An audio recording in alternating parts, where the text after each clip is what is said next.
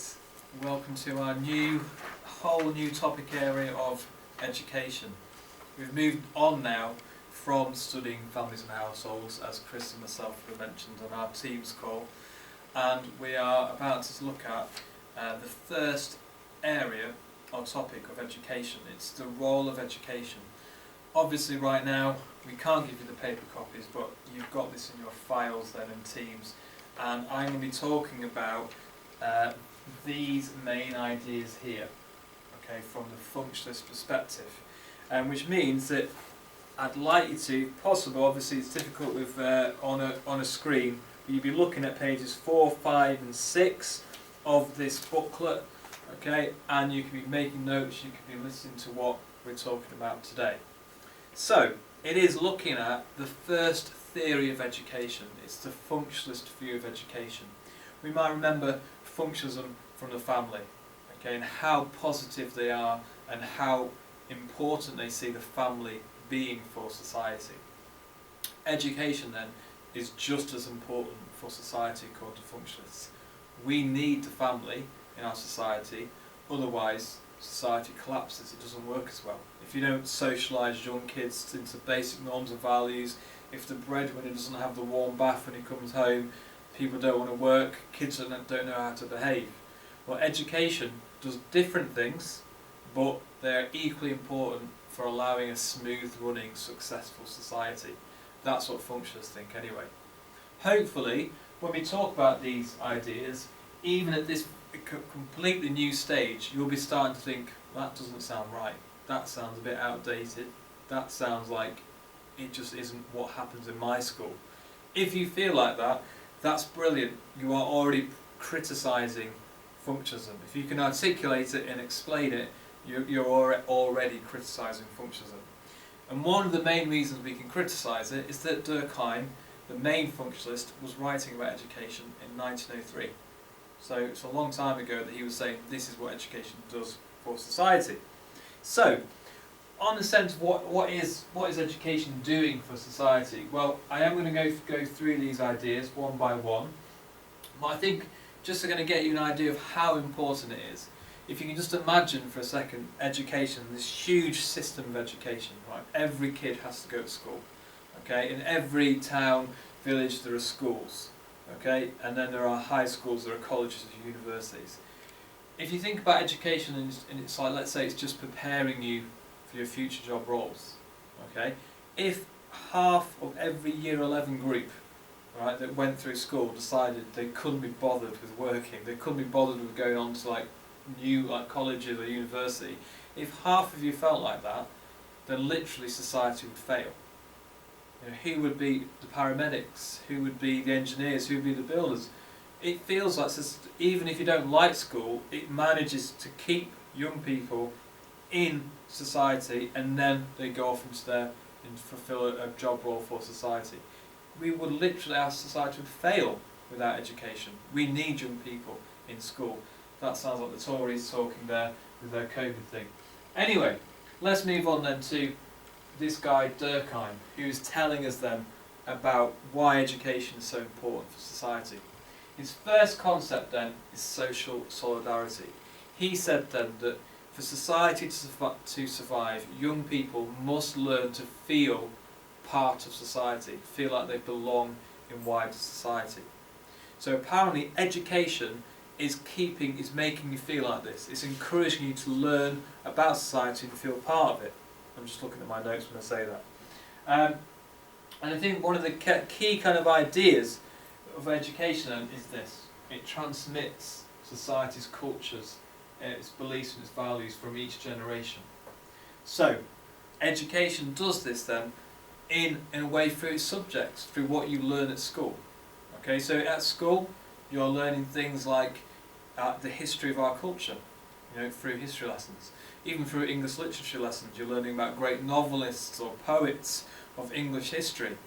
And I always say, as a comparison, you're not really learning about the great Chinese poets or the great Chinese wars. You're learning about Britain's role in World War II. You're learning about Britain's, empire. You're learning about what it is to be British or what we've done in the past. You're learning, apparently, to feel part of Great Britain, part of our wider society. But also in like more kind of maybe straightforward ways, when you have assemblies or when we have like school occasions in schools. For example, at Remembrance Day, on 11th of November at 11 AM, there's a 2-minute silence. The school is ensuring that you start to feel part of this, or remember our society and remember you're part of society. Equally so, then when you have school nativity plays, or when you have, if you're at a religious school and you're being encouraged to have assemblies to pray, to sing hymns, you're learning then this idea of what culture you're from. Okay, so that's one part of apparently education making you feel like you belong to society. But it's not just that, okay? You are also learning then a sense then of your position in society. You're learning to belong. At each step of education, you're learning to belong to a bigger part of society. You're learning, if you like, how to behave in wider society as you go through each stage of education. So Durkheim calls this idea like the bridge. Okay, education is the bridge between family life and wider society. Because if you think about it, when you're born into a family and 3 or 4 years of age, the amount of people in your life is tiny. Okay, you're only learning how to interact with a very, very few amount of people. So when you go to primary school, you've got suddenly 30 people in your class and there's 200 people in your school. Then you go to secondary school and there might be 800 people, 1,000 people in your school. Then you go to college, there's 1,300, there's 2,000 people in your college. So at each point you're learning to deal with more and more people, and you're learning more and more about the standards expected of you.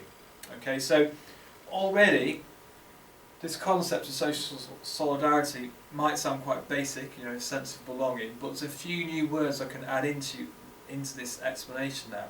You are learning apparently these universalistic standards. You're learning that the same rule applies to everybody. Okay, that you can't just behave in a certain way because that's what you did in your family.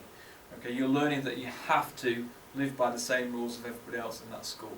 Okay, if it says you have to walk down that side of the corridor, you have to walk down that side of the corridor, irrespective of who you are. And you're learning then that you are only going to get status through your efforts and ability, according to Durkheim. It's called an achieved status.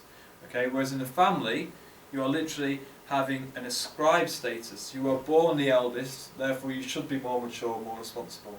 You're born the youngest, you might get away with more. Okay, and these are particularistic standards based on what position you're born in the family. Now, these are just a couple of extra words, again, to bring in to show off that subject knowledge of what education is doing for society. So, in short, education makes you feel part of our society because you learn about Shakespeare, you learn about the great British empires and wars, and also you're learning these universalistic standards, that the same rule applies to everybody. Okay, so I think that this is one big concept of why education is so important for society. But then we move on to Parsons, okay, the second functionalist sociologist who's writing later on than Durkheim, writing in the 1950s. Okay, and he talks about this idea of education providing role allocation for society.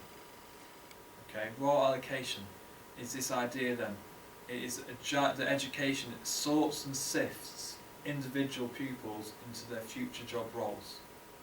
So if you think about it, how else do you get to have your lawyers and your doctors and your engineers? It is through education. Education's job is to make sure that the right people are doing the right jobs. Or to put it another way, we need to ensure, according to functionalists, that the most important jobs in society are done by the most talented people.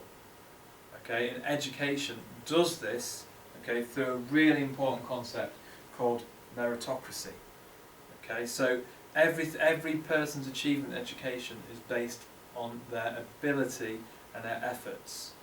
Okay, not based on, say, how rich they are or their gender. And in the past, society used to be like that. It wasn't meritocratic.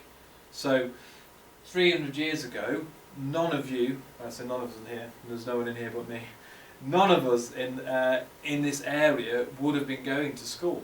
Okay, we would literally have been working in fields, we'd have been working in farmland. We didn't get a chance to be doctors, to be engineers, to be lawyers. Okay, that was just for the rich people. Society today is meritocratic, and therefore it has meritocracy. It's based on your ability and your effort, and this means that this is more successful. Okay, royal allocation is successful because it's based on meritocracy. Okay, so although again this is about royal allocation, there is a big concept called meritocracy underpinning this idea. And just for quickness, I'm going to give you a few examples of meritocracy because I think it's such an important concept to bring in. Okay, everyone gets an equal chance to succeed based on ability and effort. Why is that? How does that happen? Well, even in 2021, I think it happens to a degree. Okay, everybody gets to go to education for free. Okay, you don't have to pay for it. It's free. It's compulsory. You have to go. So you're being forced to go to school to show how clever you are. But in school, you have free school meals. So people will be getting help in a chance to do well at school because they'll get food instead of being hungry. If you need extra time in exams, you get extra time. Everybody gets to do maths and English and science. Okay, so therefore everyone has this equal playing field where you can show off your talents. Okay, so hopefully already some of you are thinking, is that really true? Do we really have meritocracy? But royal allocation then means, as I said then, that education takes you at 4. Think of this giant sorting, sifting machine. It takes you at 4 years old and it sifts people out at 16. At 16, if you've not got good GCSEs, you have to go off and do different courses. If you do well at GCSEs, you can go on and do BTECs, A-levels. Okay? And then after A-levels, if you do well in those A-levels and BTECs, you go off into university. And you are being sorted and sifted into whatever category you've got the abilities to hold those jobs for. So, without wanting to be too sarcastic, this is an old surgeon's kit from about the 1750s. And I always say it's a good example of royal allocation, okay, in school. Touch wood, I will never have brain surgery. I've used this before. You may have heard of this. If I ever have brain surgery, touch wood I won't, I don't want the brain surgeon then to be the kid who has a Bunsen burner at the back of a class lighting fire to a pencil case. Right? I want my brain surgeon to be amazing at chemistry and biology. Okay? I want the brain surgeon to be the most talented person possible. Right? I don't want it to be the person who got 2 GCSEs. Okay? That's how important education is. It sorts and sifts people into future job roles based on their ability. So again, if you want to be an architect and design buildings, you've got to be good at maths. You've got to figure out how, you've got to be good at figuring out how safe that building is. If you want to be a social worker, you're going to have to show those good skills of empathy. You're going to have to be good at social order psychology, etc. Okay, we move on then to our last function. What is education doing? And it is providing the industrial needs for society, or it's providing, in other words, specialist skills that pupils are learning to fulfill the roles in our industries in today's society. Now, again, this all might sound quite common sense, but that's because apparently, it is, according to Functionalist, things work because education is making them work. By that I mean that if you go back to, say, pre-industrial society, okay, we didn't really need education because you would have lived in a village, you'd have lived with your extended family, and would have been working on the fields and agriculture. There was no need for a school. Your education was done by your family. As we've industrialised, we've become a vast, complex society with so many different types of jobs. Therefore, we need this big system of education to provide these industries with a trained, skilled workforce. We need education now to bridge the gap then between families and work. We need this big machine to make sure that workers know how to do their jobs. Education is that big machine, if you like. And if you think about it, just to give you a little fact then about how big this machine is of education, well, the government are willing to spend £85.2 billion on it in 2017. Right? That is a big, big investment to make sure that we are training young people to do future job roles. On that note, it's kind of, again, what I mean by we've become like a vast, like specialised or more like diverse, what word did I use? I used the word, we've become complex, that's the word I was using. We've become a complex society, okay, with vast different types of job roles. And again, I like to even use medicine for this. If you wanted to be a doctor in 1750, you were a doctor of everything. You would do surgery, you would figure out people's mental health problems, you would do everything to do with making someone better. A quick little search tells me now that you can be at least 30 different types of doctors. Okay?